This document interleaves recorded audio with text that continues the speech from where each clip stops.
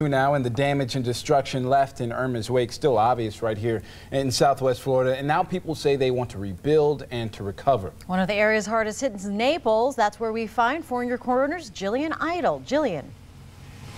Well, Jane, Malcolm, we are at Cambier Park right now in the Naples area, a popular place where a lot of different rallies have taken place here in the last several months. So you might recognize it from that. Right now, it's pretty unrecognizable with all these trees and debris down.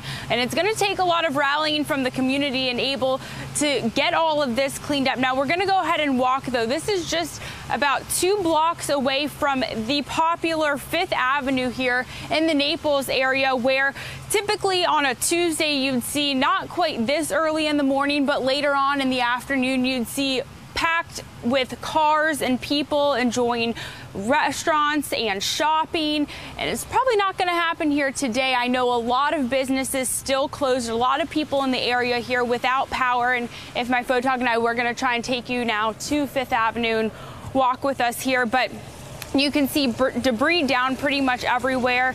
And like I mentioned, a lot of people without power now. We understand, talking to the police, and I had mentioned this earlier, but if you're just joining us, we got pulled over earlier when it was still dark outside. Police stopping us to tell us there is a curfew in effect, and they believe it's going to take place here for about the next week or so until all this power can be restored. And it's from 9 p.m. until 6 a.m. They're wanting residents to stay off the road. So if you are watching and you do have friends and family in the Collier County, specifically Naples area, let them know that there is a curfew in effect, and if they see you out on those roads, they are going to pull you over and ask you what you are doing outside and whether that's getting to work or whatnot. Now, we do understand also school closures are still taking place as many are trying to restore that power and just get things back to normal here in the Naples area. We're going to continue to monitor the situation, but hopefully we can take you here now to 5th Avenue South just so you can see what it looks like. I know a lot of curious people here in the area. Yesterday, we saw a lot of residents out and about as soon as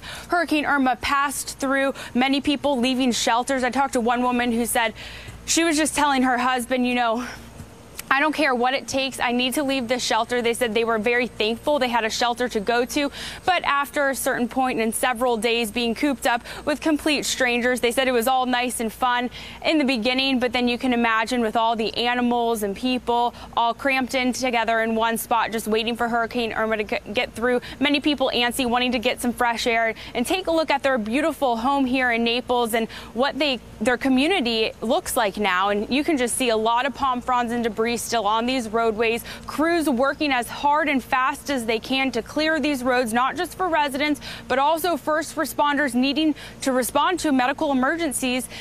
And so they're just asking, use caution, try not to leave your home unless you absolutely have to. And I mean, you can even see just signs here near businesses because of all that wind we received in the area, just hanging now. So we're going to continue to monitor this, try and talk to more people in the area as the sun comes up, and we're starting to see a few cars on the road. But for now, reporting in downtown Naples, Jillian Idle, Fox 4 in your corner. Nice comprehensive view of what that area looks like. So many people want to get there. The flooding, not so much, but plenty of debris you can see. It's interesting to see places that are landmarks in our community dealing with such devastation. Between 5th Avenue there in Naples, and you had the Edison and Fort Estates here in Fort Myers, and those huge trees that were knocked down there as well.